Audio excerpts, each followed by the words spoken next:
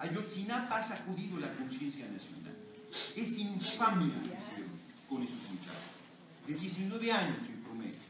Dice el canalla de Murillo Karam que no eran hermanitas de la caridad. Ellos no son ningunas hermanitas de la caridad, ni Duarte, ni Murillo, ni Peña, y nunca las sentenciaría a pena de muerte, nunca. Les mandaría un penal de alta seguridad, pero no les quitaría la vida. No tengo ningún derecho a eso, ni nadie tenemos derecho a quitarle la vida a nadie. Es infame lo que hicieron con esos muchachos. Es una canallada, es un crimen de Estado que han estado ocultando. Nos venden el absurdo de que en una noche los mataron y quemaron a 43 cadáveres y nadie se dio cuenta.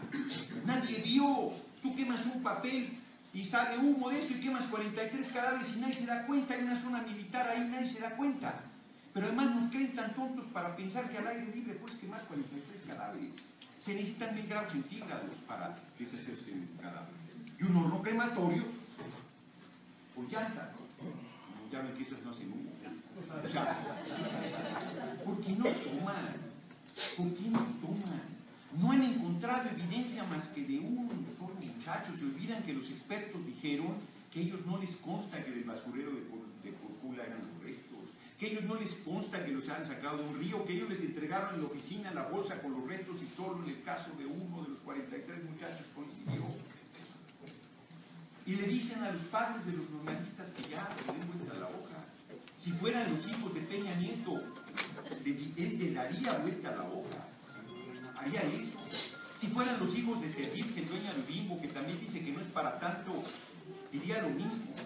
El obispo Onésimo Cepeda, yo sé que no tiene hijos porque deben, son serias, pero los curas tienen una bonita tradición de tener sobrinos.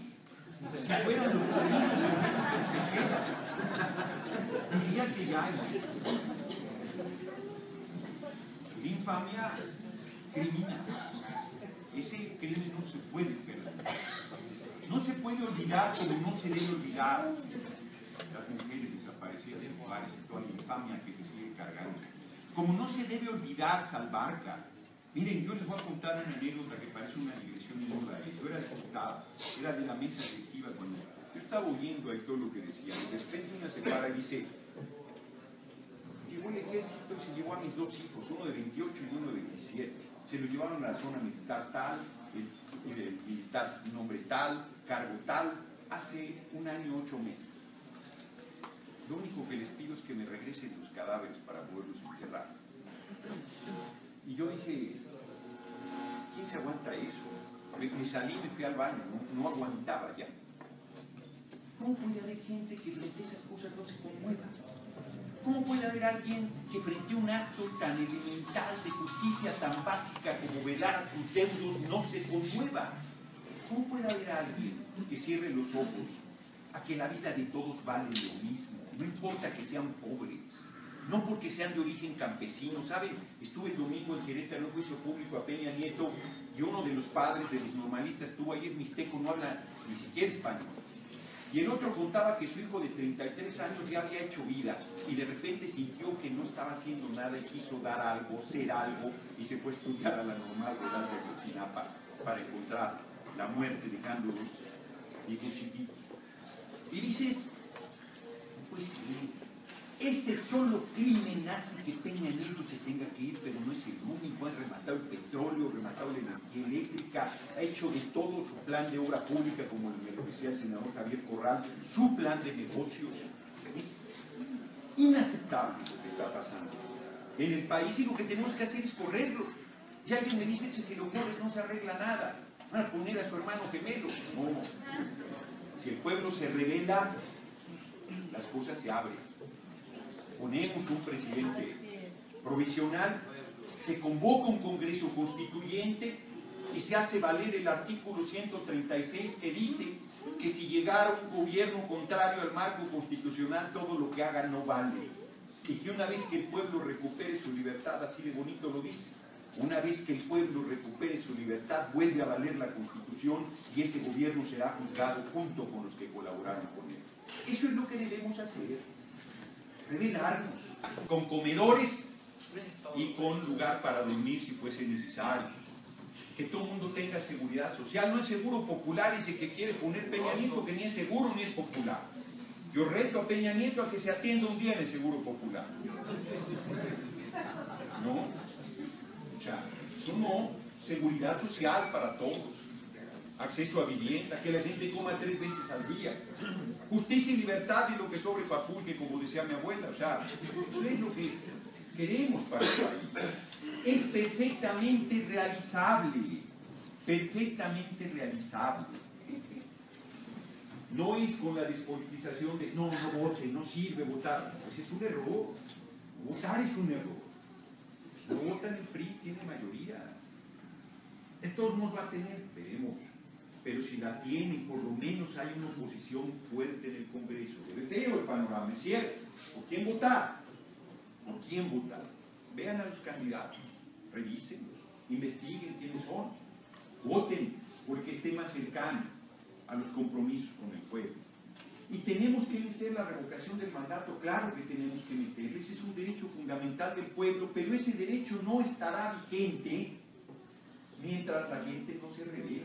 Miren, si hay derechos vigentes que la gente no hace valer, yo les digo todo el tiempo, me sé de memoria el 16 constitucional, nadie puede ser molestado en su persona, domicilio, papeles o posesiones, sino en virtud de mandamiento escrito de la autoridad competente que funde y motive la causa legal del procedimiento, que no es otra cosa que si yo voy pasando por ahí y hay un retén militar, no me deben revisar si no tienen un mandato por escrito. ¿No? Respetan eso. Respetan. Ahora voy saliendo del aeropuerto y están los de migración, su identificación, no, identificación, si estoy en el territorio nacional no necesito identificarme, ni pasaportes, ni nada. Adiós. ¿No?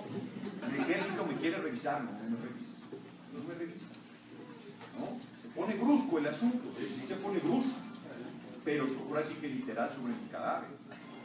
Déjenme hacer mi trabajo, ¿no? Si tu trabajo es violar mis derechos, no, no lo acepto. No. Pero la gente tiene que actuar con firmeza, con determinación. Miren, una pequeña digresión y vuelvo al tema del fondo. Fui a hacer una protesta ayer a Querétaro y previendo que el Estado Mayor Presidencial es maldoso me fui un día antes, ¿no? Iba solo en mi camioneta y saliendo por Tlalnepantla me para una patrulla bastante pedorra, subo ahí medio, ¿no? Yo pensé que era privada, inclusive de seguridad privada. Y luego volteo y veo y decía tránsito Tlalnepantla. Me paro y me dice, no están ustedes para saberlo, ni yo para contarlo, yo doné la mitad de mi sueldo, pero el ahorro lo hice. Y con el ahorro compré una camioneta Volvo 2012, que muchas me critican, me parece bien, ¿no? Pero que es una herramienta de trabajo con la cual viajo mucho por carretera, con buena velocidad y con bastante seguridad. Y me para en el tránsito y me dice, es que no tiene la verificación. Y le digo, pues me toca en febrero, es calcomanía 8. No, me dijo, en octubre, ya sabía él, en octubre usted la compró, fíjense, y ya se le venció la verificación. O sea que la tenía que adelantar, le digo yo, pero además me dice, debe usted la tenencia, debe 12,000 pesos de 2 años de tenencia, lo cual es cierto. Y entonces me dice, eso es motivo del corralón. Qué simpático era, le digo, ¿de dónde dice que por no pagar la tenencia me llevas al corralón? Y entonces me bajo y está otra policía ahí, con un aparatito así como los que pasan la tarjeta, debe usted tanto, más cuánto, y además debe multas, así como qué horror es usted. ¿Sí? Y luego, me voy a llevar la camioneta, no, enséñame dónde, es que usted no entiende, no se entiende, cámbiame el tono, háblame bien como estoy hablando yo y enséñame dónde dice que tú te puedes llevar mi camioneta.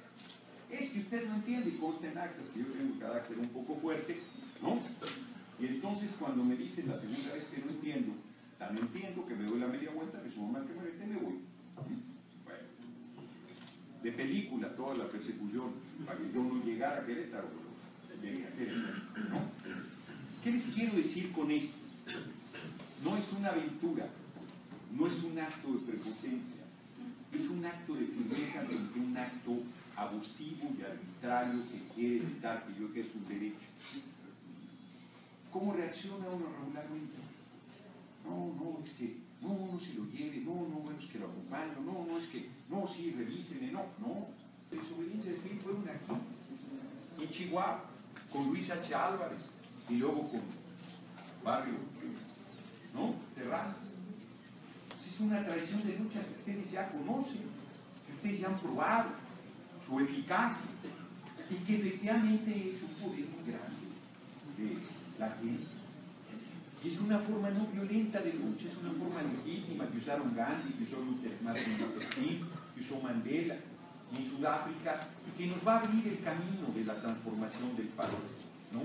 Yo, eso es lo que les plantearía, porque en el marco legal, en el marco de la Constitución vigente, en el razonamiento sobre la legalidad y todas estas cosas, no lo respetan. No hay un Estado de Derecho en México, no se da esa condición. Y ciertamente la desobediencia civil es ilegal, es pública, es no violenta y es consciente. Yo estuve convocando a que no pagara la gente viva en gasolina, ¿no? Y no la pagaba. Demostré con el ejemplo que se podía hacer, pero no se generalizó. Cobran impuestos sobre impuestos en la gasolina, tienen un 10 de 1% que esconden en el precio de la gasolina y sobre eso te cobran el IVA. Pagas un 10 de 3% en la gasolina magna, de 4% en la Pemex, de 4% en el diésel, y no es deducible de impuestos porque va oculto en el precio de la gasolina.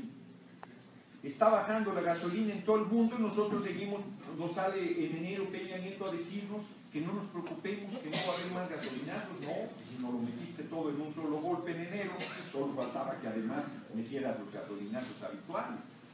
El aumento de los impuestos y la devaluación con el peso a más de 15, el dólar a más de 15 pesos, y el petróleo cayendo, y la entrega del petróleo que aporta el 40% del presupuesto nacional, son incapaces, son corruptos, son mentirosos, son impunes, son peligrosos, son delincuentes. Tenemos que correrlo, tenemos que ejercer ese poder. Y no digo que va a estar fácil, ¿eh? Yo no planteo que si nos tomamos de las manos y nos amamos como hermanos las cosas van a cambiar. No, vamos a un encontronazo muy duro, a una disputa por el rumbo de la nación muy seria. Pero me parece que, como decía ese extraordinario revolucionario mexicano Ricardo Flores Magón, el pueblo tiene derecho a vivir y a ser feliz. La gente trabaja 10 horas en promedio al día. 10 horas en promedio, no lo digo yo, la dice la Organización Mundial del Comercio, recibe migajas a cambio. No puede ser. Eso es infame, es injusto, es inhumano.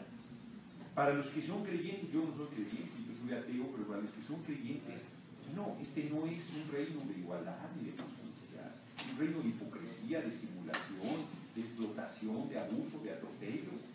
Les dicen que mientras más sufran en esta vida mejor, que porque en la otra les va a ir muy bien, y si yo tengo razón y no yo a otra, ya se jodieron en esta, no hay.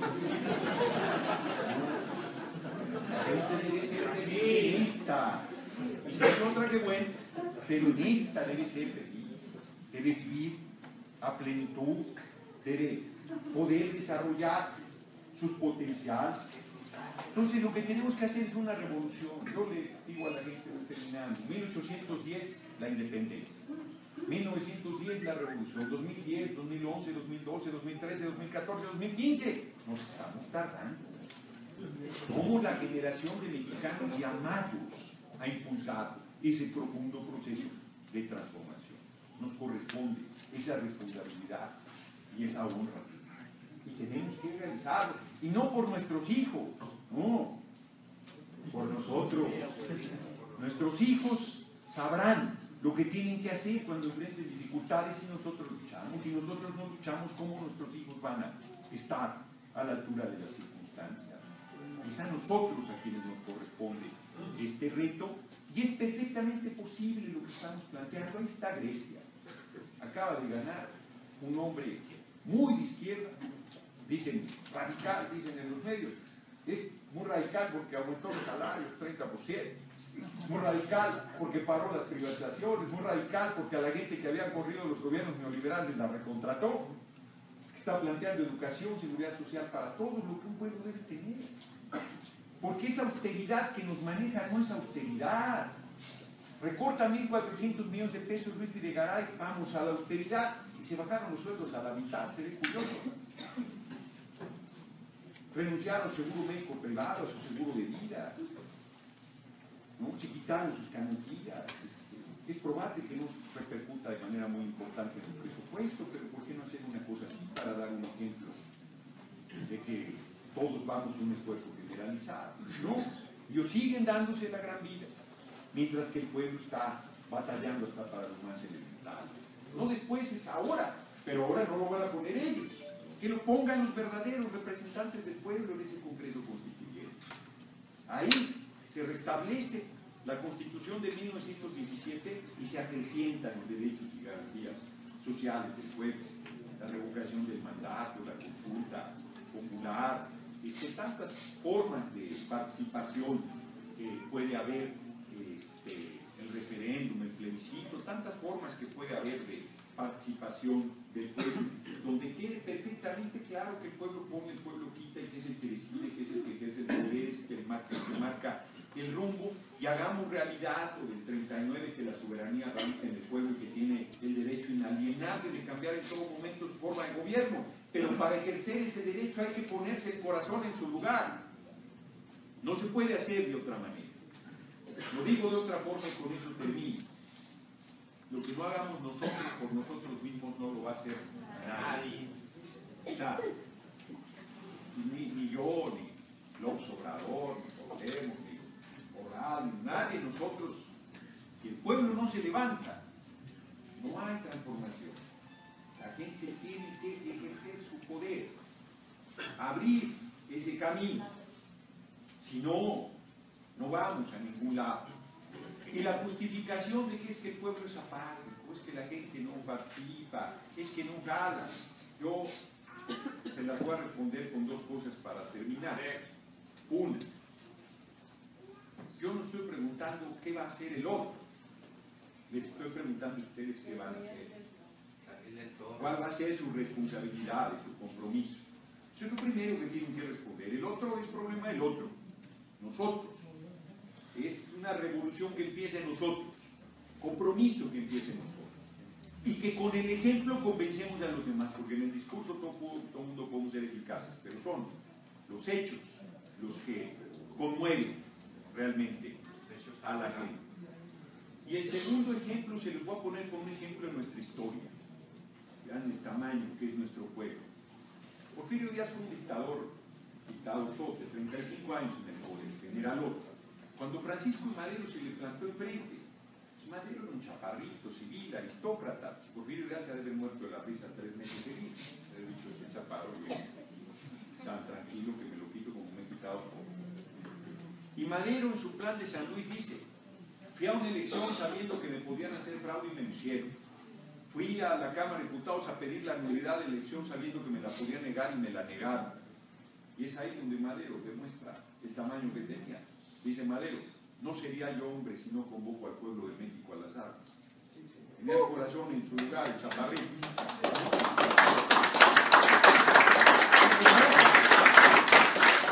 Convoca la revolución de 1910, que además tiene hora, 20 de noviembre a las 6 de la tarde. Yo sostengo que los mexicanos somos impuntuales por eso, porque los que empezaron puntuales así les fue. Entonces, pero en mayo de 1911 ya iba Porfirio Díaz al exilio, lo que parecía imposible. Aquí, una batalla fundamental con Villa y Orozco, Paso del Norte y Ciudad Juárez.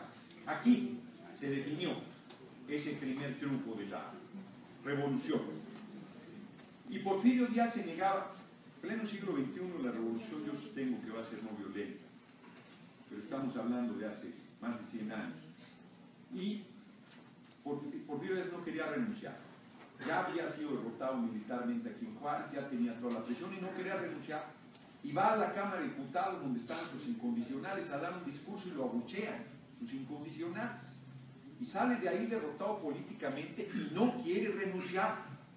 Hay una manifestación en el Zócalo de la Ciudad de México, el Zócalo lleno, exigiendo la renuncia de Porfirio Díaz. Y es todavía tan canalla que manda a las azoteas de los edificios cercanos a la plaza a ametrallar a la gente. Y empiezan a balacear al pueblo. 100 personas caen muertas ahí. ¿Saben qué hace la gente? En cualquier circunstancia la gente correría, iría a refugiarse, trataría de salvarse, sería una desgracia mayor ahí entre el pavor que genera una balacera ahí abierta en Zócalo. ¿Saben qué hace el pueblo? No se mueve nadie, no se va nadie, se quedan gritando que quieren la renuncia de Porfirio Díaz.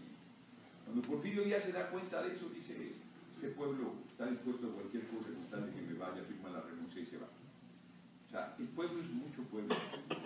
Cuando la gente se decide, ese poder no lo para a nada, no lo para a nadie. Es como el agua, una gotita de agua, pues, ¿no? Una lloviznita, pues algo cala, una lluvia fuerte ya se siente, un aguacero ya dice uno: ay caray, y una tormenta no la detiene nada. Eso es el pueblo. Tenemos que darnos cuenta de nuestro poder y ejercerlo. Tenemos que asumir nuestra condición de hombres y mujeres libres e impulsar un profundo proceso de transformación. Peña Nieto no lo merece nadie, ni el más canalla de los priistas, ni David Penchina en el Senado, ni nadie de ellos merece a Peña Nieto. Y a Duarte no lo merece ningún chico, ninguno. No lo merecen ni sus hijos, no lo merece nadie. Duarte es un castigo divino si Dios existiera. No lo merece nadie. No lo merece nadie. Tenemos que correrlos, tenemos que obligarlos a ir, tenemos que decomisarlos, esos bienes malavillos, y tenemos que mandarlos a la cárcel, no como un asunto de venganza, sino de alimentar justicia. No nos mueve el odio, nos mueve la enorme inconformidad de que un país con tanto potencial, con tanta capacidad, con tanto desarrollo y con tanta riqueza no pueda darle a su pueblo ni lo más elemental. Eso es algo que no se debe tolerar. Ese es un crimen mayúsculo del cual tenemos que llamar a cuentas a todos los que gobiernan el país. Tenemos que hacerlos responsables de esa situación. Y a otra cosa, vámonos para adelante, ¿no? Vámonos a poner de pie un país que está de cabeza, y los que lleguen a viejos, hoy veo pocos jóvenes aquí que me dicen: ¿por qué los jóvenes con la izquierda? Y sí, yo soy un hombre de izquierda, ¿por qué los jóvenes con la izquierda? Y yo les digo: pues ¿dónde van a estar si no? Parafraseando a Salvador Allende, ese enorme presidente chileno que pagó con su vida el compromiso con el pueblo de México, les digo que un joven que no es de izquierda nació de crédito, un joven que no se inconforma con injusticia, la desigualdad, la impunidad, el hambre, la desesperanza, pues no nació de crédito. Yo les digo: un joven que diga que admira a Peña Nieto, ese muchacho no está completo, hay que llevarlo a revisar. Que diga que admira a Gustavo Madero también está de acaba de decir Gustavo Madero que es el único invidente político que espera una investigación a fondo del secretario de la Función Pública, ¿no? Pero que no se confunda nadie. Yo sostengo que en esta lucha cabemos todos: priistas del nacionalismo revolucionario, panistas, patriotas, perredistas, pesistas, movimiento ciudadano, Morena, hombres y mujeres sin partido, porque esta es una lucha por la transformación del país, que no es una lucha partidaria, es una lucha por poner de pie un país que está en cabeza, y aquí cabemos todos sin sectarismo. Todo aquel que quiera aportar a la transformación del país tiene un lugar en esta lucha tan importante. Y los que lleguen a viejos, cuando les pregunten: ¿tú qué hiciste cuando el país estaba en llamas? ¿Tú qué hiciste cuando mataban estudiantes? ¿Tú qué hiciste cuando remataban el petróleo? ¿Tú qué hiciste cuando robaban a manos llenas? ¿Tú qué hiciste cuando era una tragedia? Puedan decir: yo hice mi parte, yo luché. Por eso tú vives en un país de oportunidades, por eso vives en un país de libertades, por eso vives en un país del cual puedes sentirte orgulloso. Yo creo que eso es lo que tenemos que construir. Está perfectamente a nuestro alcance y es un esfuerzo que hay que llevar a cabo. Les agradezco mucho su atención, les mando un abrazo y agradecer también al grupo de Ciudadanos Vigilantes la invitación que me hicieron esta mañana para compartir con ustedes y con mis compañeros de la mesa algunas reflexiones sobre el tema de la revocación del mandato, pero más que eso, sobre el delicado momento que vive el país, por supuesto que vive Chihuahua. Quiero decir que estuve a punto de expresar aquí que por primera vez iba a poder decir que estaba totalmente de acuerdo con Gerardo Fernández Noroña. Hasta que llegó al tema de la fe. Porque él no es creyente y yo lo respeto, pero yo sí lo soy. Y eso es quizá el único dato que ahora nos ha separado. Pero no te preocupes, que yo me voy a encargar de tu buen resguardo por la fe que pueda tener. Gerardo Fernández Noroña y yo fuimos compañeros diputados y protagonizamos debates de confrontación, debates de pasión, intercambios de posiciones en la diferencia a partir de nuestras convicciones ideológicas.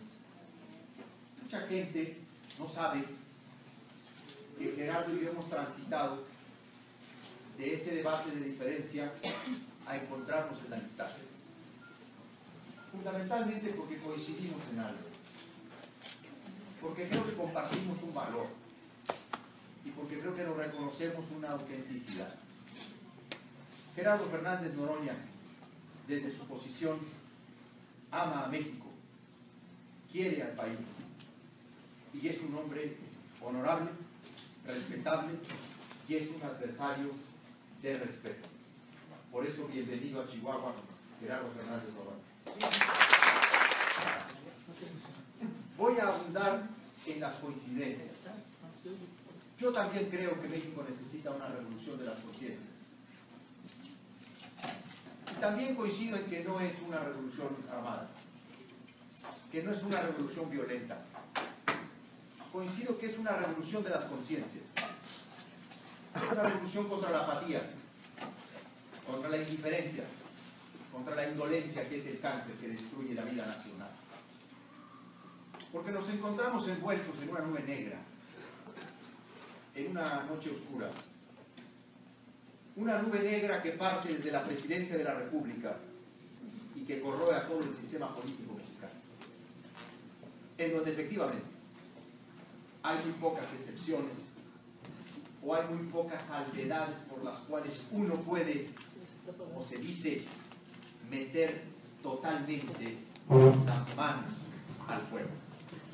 Ir a tomar una parte, aunque legítimamente tengamos derecho a ello.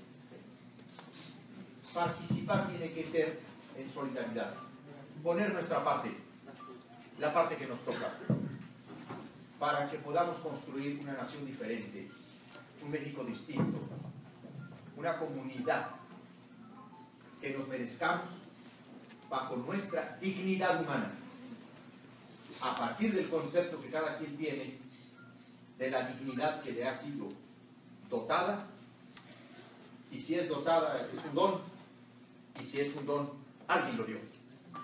Hay quienes hemos resuelto que ese don nos ha sido conferido por un ser superior. Tampoco vengo a hacer proselitismo religioso. Coincido en la revolución de las conciencias y coincido en una idea distinta de participación ciudadana, en donde hay que venir a poner.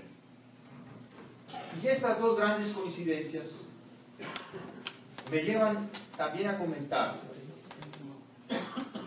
que es fundamental el dato de la pluralidad en este México que necesitamos renovar y que necesitamos cambiar. El aceptarnos a partir de nuestras diferencias, a partir de nuestra diversidad, a partir de las distintas profesiones, actividades, convicciones políticas, ideológicas que tenemos. Que la diversidad se pueda conciliar en la unidad, mediante el respeto y la buena voluntad. Debiera ser hoy una de las tareas fundamentales en la reconstrucción de México. Porque precisamente los autoritarismos, lo primero que han sembrado entre nosotros es la cizaña. No solamente para prohibirnos tener valores comunes, para imposibilitarnos causas comunes, atizando nuestras diferencias. Y por supuesto, que en ese río revuelto hay ganancia de pescadores.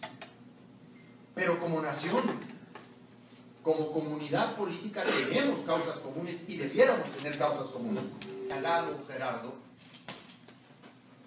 esta crónica de hechos vergonzosos y escandalosos, lo único que nos señalan es la vigencia del pacto de impunidad entre la clase política, entre los distintos niveles de gobierno, entre los distintos poderes de la Unión.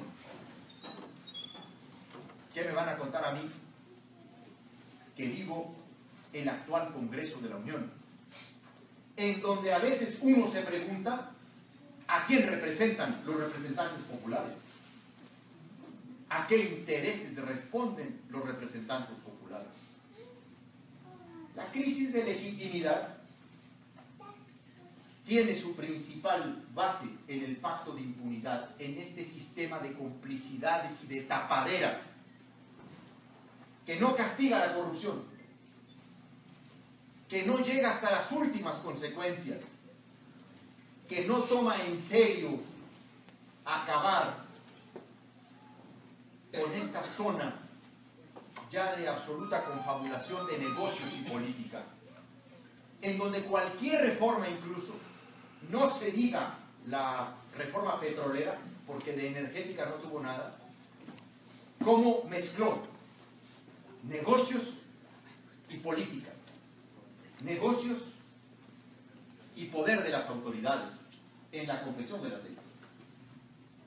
Entonces yo tengo ahora muchas más coincidencias con Gerardo que las diferencias de las que mucha gente todavía sigue por ahí presumiendo. Tenemos que ser capaces de coincidir en causas fundamentales. A partir de lo que somos, de lo que cada uno de nosotros es en política y representa.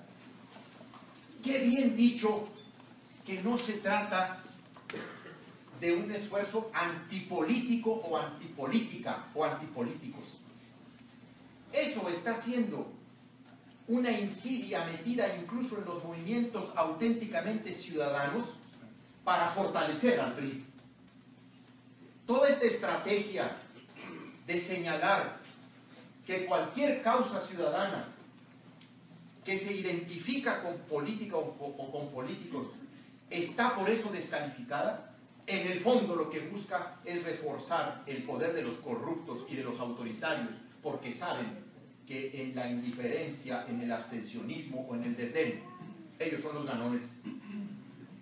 Qué bueno que la idea de la participación no sea en contra de la política ni de los políticos, que la idea de la participación sea en contra de los corruptos y de los impunes. Es en contra de César Duarte. Buscamos en primer lugar arropar a García Chávez, esa es la verdad. Ante un documento tan consistente, una denuncia tan robusta, con elementos tan contundentes, era fundamental arropar un ejemplo de valor civil desplegado desde un testimonio de participación valiente y sincera, como la que tuvo Jaime. Luego concluyeron voces distintas, un esfuerzo enormemente plural, gente del PAN, del PRD, de Morena, gente sin partido, empresarios, académicos, exrectores, incluso con nosotros ya en el movimiento, para conjuntar los esfuerzos y trasladar esta idea fundamental de que la diversidad se puede conciliar cuando hay altura de miras y cuando hay una causa común con valores que nos deben ser comunes a los mexicanos. Y Movimiento Ciudadano ha querido ser combatido con la idea de que, es que por ahí hay fines políticos electorales, o es que por ahí hay políticos que están participando, que quieren hacer agua para su molino, llevar agua a su molino. En primer lugar, como si en México tuviéramos descanso electoral. En un país en donde cada año hay elecciones, en México, no hay receso electoral, siempre estamos en elecciones. En alguna parte del país se está en elecciones. En Chihuahua solo un año realmente descansamos electoralmente. Y ahora resulta que los corruptos reclaman que denunciemos sus actos de corrupción en época electoral. Pues que no hagan corruptelas los corruptos para que no los denunciemos en época electoral. Y el Movimiento Unión Ciudadana tiene hoy una cita a las 6 de la tarde en Juárez, y yo quiero aprovechar para, si me permiten los ciudadanos vigilantes, invitarlos. Porque Gerardo nos ha traído un mensaje fresco de participación, de compromiso. La causa del combate a la corrupción es el callejón más duro, es el verdadero callejón de las trompadas, porque hay un sistema de complicidades, porque hay un enredo tal, una maquinaria tal, hay un control mediático, hay complicidades empresariales, por supuesto, porque al lado de la corrupción política también hay corrupción privada, porque el negocio de la corrupción es como en el tango, se baila con dos.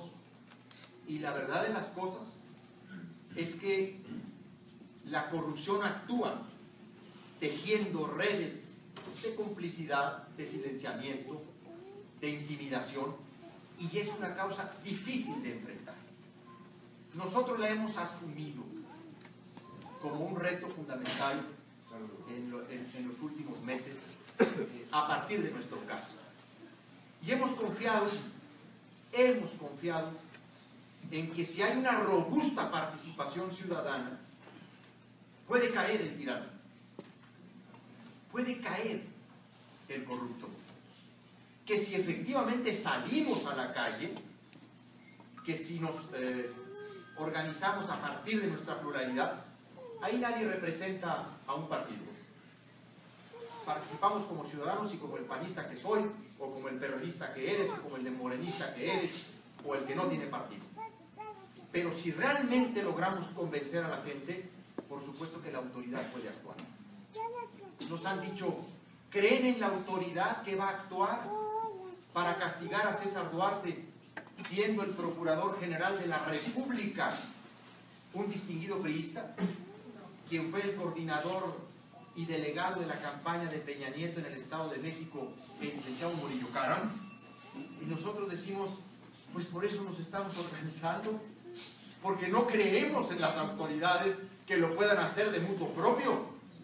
Precisamente por eso queremos generar medidas, sí, de resistencia civil, incluso de resistencia civil, que en efecto Chihuahua ya es titular de memorables gestas en la lucha por la democracia, aplicando medidas de desobediencia civil bajo la conciencia absoluta de que se cometen actos de desobediencia a la ley, pero absolutamente conscientes de que esa desobediencia tiene consecuencias para cualquiera que la cometa. Y hemos llegado a pensar en todo eso, hemos vuelto a pensar en medidas de resistencia civil, regresándosenos un pasado que creíamos superado, porque carecemos de instrumentos reales para deponer a los corruptos, a los cínicos o a los ilegítimos. Yo por eso estoy convencido de que, por supuesto, que la revocación del mandato debiera ser incorporado a la Constitución o a las leyes. Por supuesto que creo en la participación directa del pueblo para cancelar, mediante un voto de censura, un mandato en complemento o en ejercicio, o yo podría decir, en encarnación de lo que el artículo 39 de la Constitución señala, porque esa es una forma de alterar en todo momento, por voluntad del pueblo, el gobierno, de poner a un mandatario. Yo creo en la revocación del mandato como una figura que puede llegar a comprometer, por supuesto, a un mejor sistema de partidos, a un mejor sistema de gobierno. Y creo que debe estar en la Constitución, que fue lo único que realmente faltó dentro de las figuras de la democracia semidirecta o participativa en la reforma que hicimos en el 2011, dentro del artículo 35 de la Constitución y dentro del 70. Ceder la consulta en materia de reforma energética, negaron todas las demás consultas populares.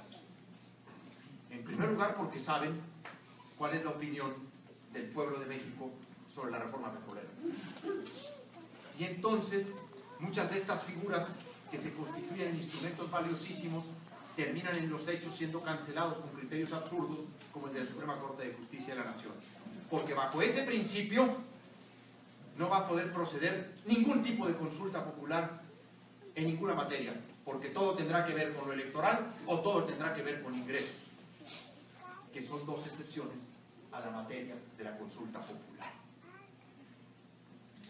Ahora vamos a tener que volver a reformar la Constitución para hacer precisiones o para hacer definiciones todavía más en detalle de dónde procede la consulta popular. Y la iniciativa ciudadana para iniciar el proceso legislativo, que quedó mejor reglamentada y, por cierto, todavía no estrenada, propiamente dicho, por los ciudadanos. Pero lo más importante es organizarnos. Lo más importante hoy por hoy es visibilizarnos, es vernos, es volver a salir a la calle. La gente está también atemorizada, no solamente adormecida. La televisión ha hecho su papel en esto. Por eso le terminaron dando en la reforma de telecomunicaciones, en la ley secundaria, todo lo que la Constitución dijo que no se le iba a dar, porque una fue la reforma constitucional y otra la reforma de telecomunicaciones. Terminaron traicionando la reforma constitucional en telecomunicaciones porque vieron el papel soviético que cumplió la televisión cuando el Congreso mexicano hacía reformas como la financiera, la fiscal. El hermano del director de Asuntos Jurídicos de la Auditoría Superior de la Federación, el compañero de tesis de Luis Videgaray, el que va a investigar a Peña Nieto. Ya Videgaray, que el caso de Videgaray, por cierto, es el más grave. Porque Videgaray ha dicho públicamente que la casa la compró en 7 millones. Que el jardín que se le ha descubierto como complemento de su casa no es de él, lo renta. 7 millones vale la alberca de Videgaray en Malinalco. Solo la alberca. Porque esa casa, propiedad de Nelson Vargas, cuando era propiedad de Nelson Vargas, fue declarada ante la Auditoría Superior de la Federación con un valor de $2 millones. Nelson Vargas se la vendió a Grupo IGA a $2 millones de dólares, $2.700.000. Se la vendió. E IGA se la vendió a él en 7 millones de pesos. Fondeando a la base del nuevo banco, la Unión de Crédito Progreso. 82.300 millones de pesos se le depositaron. No están sumados todos, porque no se suman, porque no están ahí. Son los depósitos que, si los sumáramos, nos darían el monto de 82.000 millones de pesos. Solo en un día, el 3 de diciembre de 2013, y ahora al final de las preguntas contestaremos todo. Aparte de esto, fue el hotel, ahora es dueño de una agencia de digital. ¿Una agencia de qué? Ah, bueno, es que de carros usados ha pasado a vender carros nuevos. Pues el banco da también su estatus. Ahora, durante 3 años le mantuvo un fondo de 600 millones de pesos al banco que después creó. ¿Cuánto dan 600 millones de pesos de rendimiento financiero durante 3 años? ¿A cuánto ofrece cualquier institución bancaria un ahorrador en una inversión mediana? Ese mismo banco, no nos vamos a referir a otro, le ofrece a sus ahorradores el 7%. Pero al gobierno de Chihuahua le paga el 3.4% por tener 600 millones de pesos desde hace 3 años, en un solo día. Iba a decir el 3 de diciembre de 2013, el gobierno de Chihuahua depositó $1.200 4 billones de pesos. Lo hizo en 3 operaciones de 400 millones de pesos cada una. Está en el Ministerio Público Federal la composición accionaria del banco. Está el fideicomiso, que Duarte, por cierto, dice que firmó, pero no leyó. Y como garantía de su palabra, pone por delante su machismo. A lo macho que no la leí.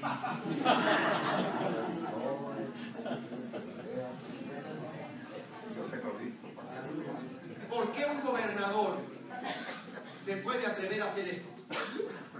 ¿Por qué llegó a pensar que el fideicomiso solo sería un número y nunca iban a salir los nombres titulares del fideicomiso? Porque el pacto de impunidad está más vigente que nunca. Porque se saben intocables, se creen intocables y derraman la idea de que son intocables. Pero nosotros sabemos que no lo son. Al menos creo que los que estamos aquí tenemos conciencia plena de que por ahora no le podemos revocar el mandato a Duarte porque no existe ya ni la figura en Chihuahua ni está legislado en la Constitución Federal. No le podemos quitar ahora ese mandato por esa vía, pero claro que lo podemos hacer caer por la vía de la insurgencia cívica popular, la pacífica, la civilizada, la solidaria, la que pone su parte y no pide una parte aunque injusticia le toque. La solidaridad, que es atender el llamado de las víctimas verdaderas, de los que menos tienen, de los que más han esperado, no como víctimas indiferentes sujetas siempre al desprecio, sino como ciudadanos menospreciados. Es la hora, y vuelvo a decir una vez en la presidencia sin Fernando Noroña, es la hora de actuar y de paso.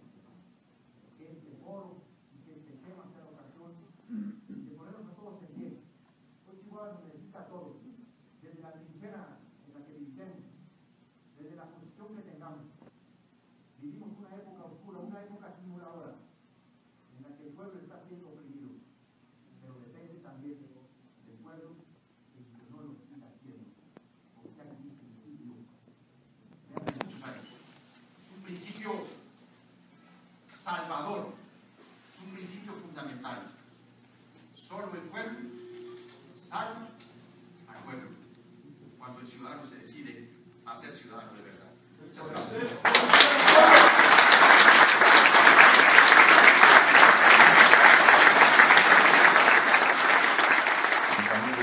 Que era la revocación en el ámbito municipal, estatal y nacional, y la pregunta que hace el compañero Juan Flores. A ver, yo voy a ser franco como siempre. Yo le decía a mis compañeros, yo estoy en Morena, pero le decía a mis compañeros de Morena, López Obrador, cuando andaban recabando firmas para lo de la reforma petrolera, le decía, con firmas no te pavimentan ni una calle, ¿no? Te están generando en la gente la impresión que con firmas van a parar ese robo bárbaro de la riqueza petrolera, y no va a ser así. Y les pregunto, les decía yo, ¿qué van a hacer cuando tiren sus firmas a la basura? Ya está claro lo que hicieron, nada, van al proceso electoral. No estoy planteando nada que no haya comentado ya. ¿Qué es lo que yo les quiero decir? Yo creo que tienen que hacer un plan de acción que verdaderamente promueva la conciencia y el compromiso de la gente, que la gente no piense, tengo una firma y ya, bueno, tú me la vas a hacer valer. No, hay que romper justo con esa lógica. Yo estoy convencido, lo dije ahí, que hay que obligar a Peña Nieto a renunciar. Pero si en Chihuahua el pueblo se levantara y parando todo, obligara a Duarte a renunciar, pues abren la puerta, le muestran, le enseñan al pueblo de México completo el camino que se debe seguir para ser efectivo correr a alguien. Entonces, yo creo que sí necesitan hacer un plan de acciones. Me estaba comentando ahorita en corto, ¿no? Adelanto un poquito, seguramente dará mayor puntualización, de una línea de acción que llegue a ese punto. Yo, por ejemplo, he estado insistiendo en fechas. pero no hemos logrado ni la articulación, ni la fuerza, ni la organización, ni las características para que eso se dé. Bueno, el 26 de marzo es una buena fecha, se cumplen 6 meses de la desaparición de los normalistas. Estoy hablando del ámbito nacional, pero en la lógica aquí de Chihuahua ustedes pueden hacer un plan puntual que llegue a ese resultado, pero me parece que las firmas, yo con todo cariño se los digo, me parece que eso no alienta, no genera conciencia. Yo creo que deberían hacer reuniones, asambleas en los mercados, en las colonias, en los centros de trabajo, en las escuelas, en todos lados, estar planteando esto con una línea de acción que termine en esa gran desobediencia civil, exigiendo la renuncia de Duarte. Finalmente, lo de urge, pues sí urge, pero todo es relativo en esta vida. Yo les decía que a veces estamos como el agricultor que está endrogado y ya necesita cosechar porque está hasta el tope de deudas y se sale en la noche a jalar las plantas para que crezcan más rápido. Las cosas maduran cuando tienen que madurar y un proceso social madura cuando le llegó su hora, con nosotros o sin nosotros o hasta contra nosotros.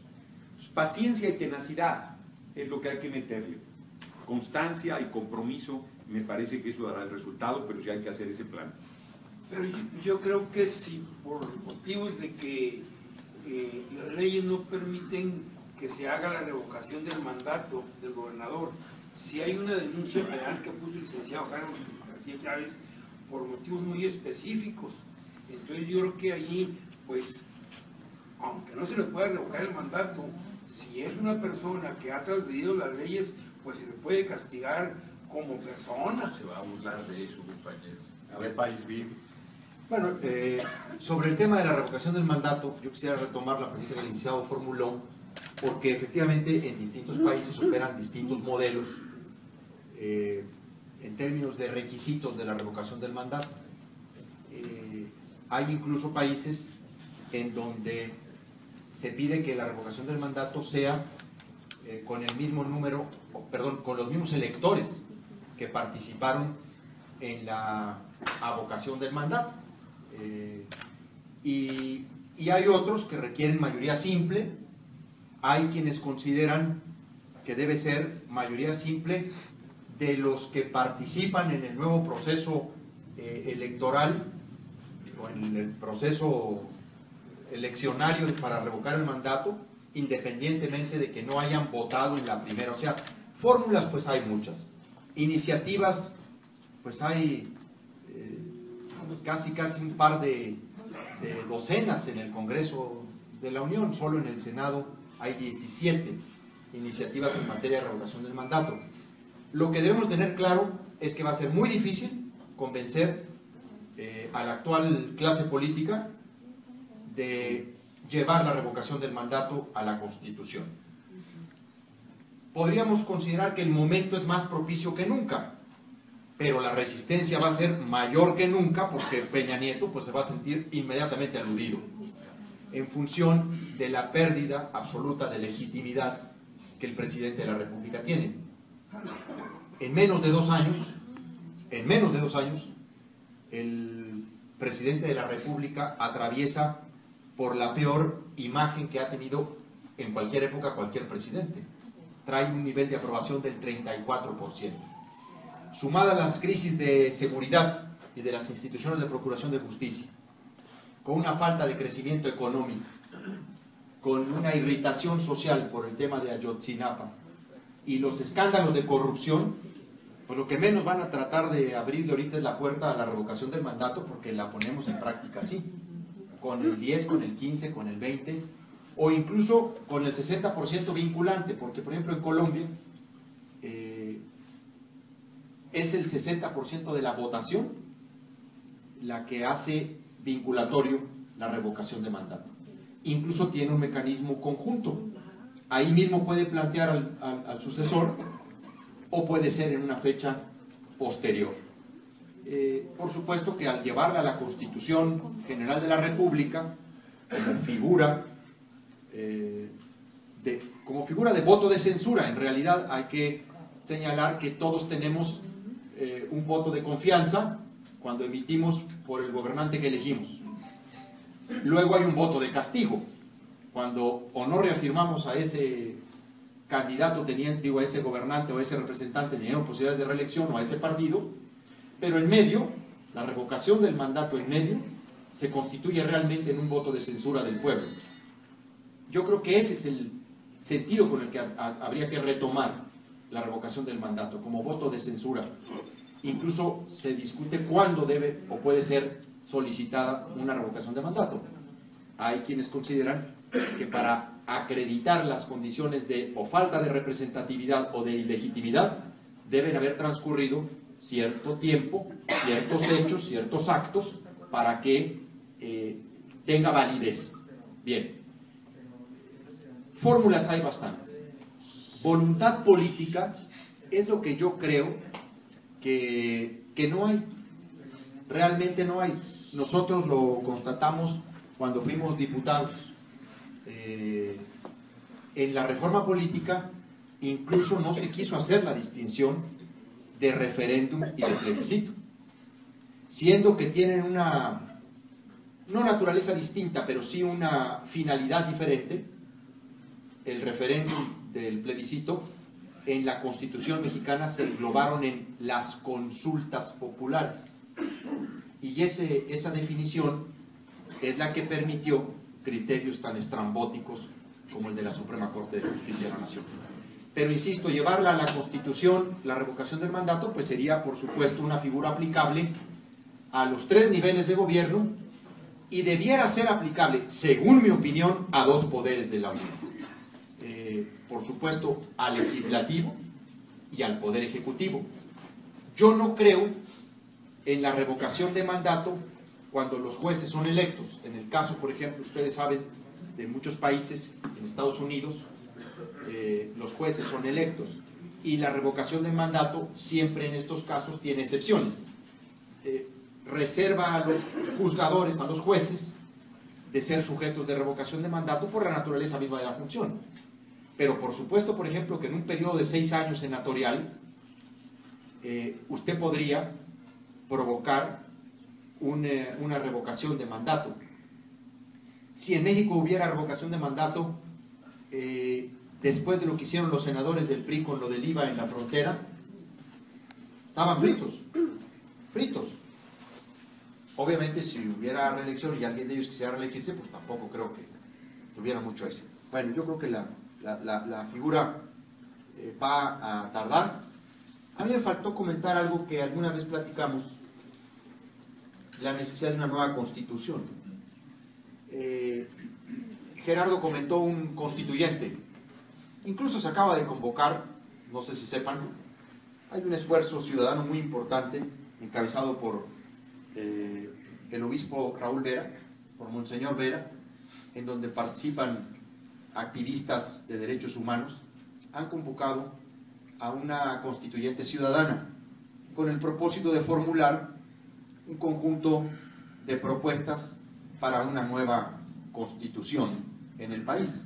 Estamos a 2 años de que la Constitución del 17 cumpla 100, y es una constitución que tiene más de 500 cambios.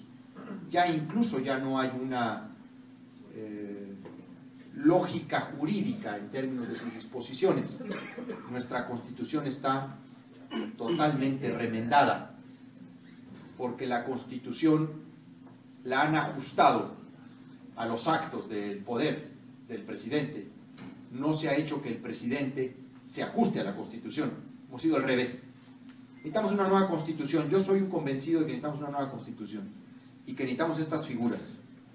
En el caso de Duarte, la denuncia puede dar para que caiga Duarte.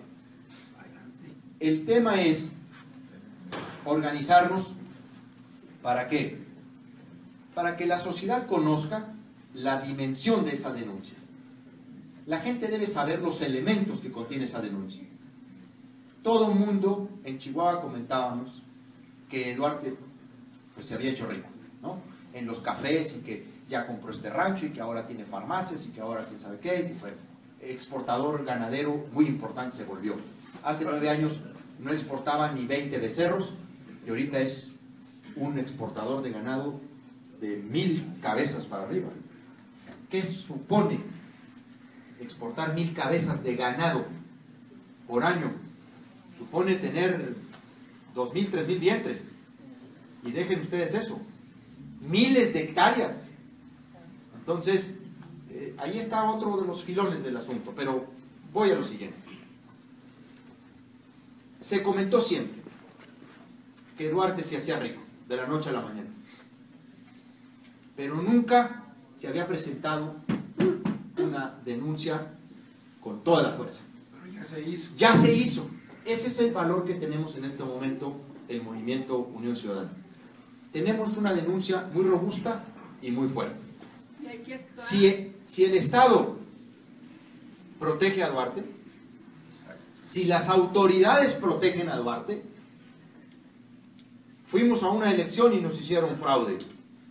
Fuimos a la Cámara de Diputados buscando la nulidad de la elección y no nos la nulificaron. Tenemos que convocar después de eso a la sociedad a una resistencia civil, activa y pacífica, para que si no funciona la PGR, funcione el poder del pueblo. La ruta de Unión Ciudadana tiene que ser escalar el nivel de acciones para que, agotadas las instancias en las que apostamos, porque nuestro movimiento es una apuesta por el Estado de Derecho, pero si el Estado de Derecho no es negado, no existe para nosotros, entonces nosotros vamos a relevar de facto al gobernador de Chihuahua que el Ministerio Público quiera proteger.